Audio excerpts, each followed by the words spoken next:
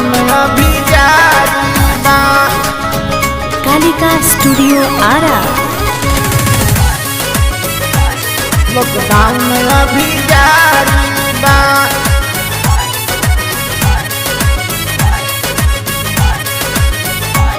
Lockdown अभी जारी बा।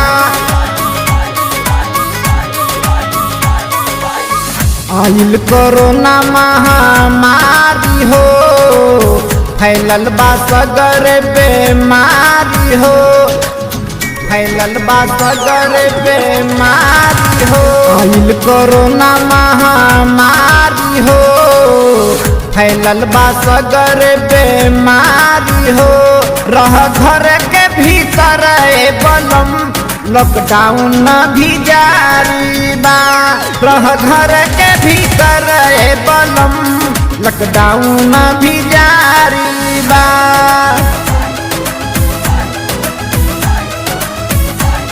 लॉकडाउन भी जारी बा।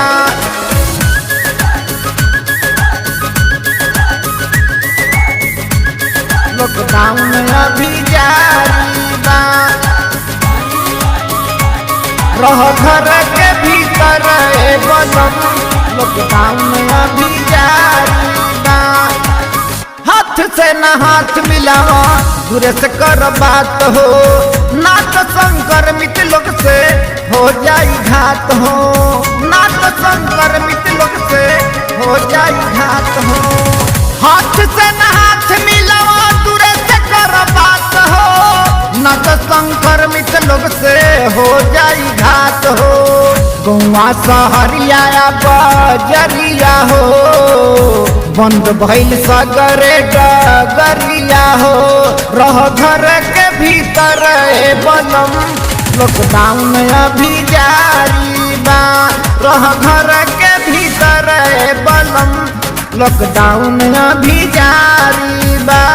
लॉकडाउन अभी जारी बा।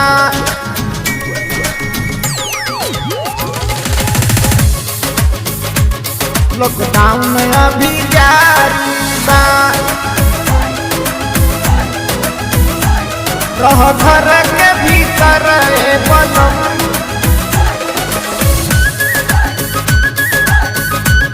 लॉकडाउन अभी जारी बा।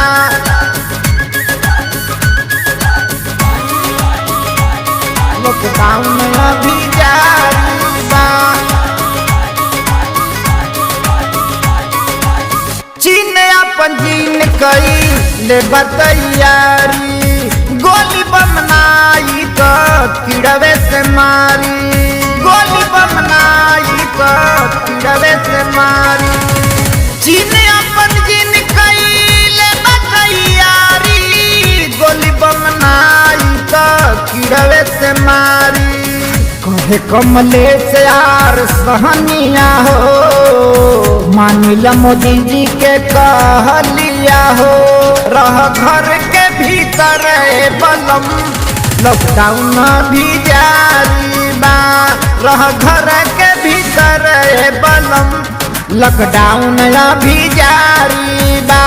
रह घर के भीतर बलम लॉकडाउन भी जारी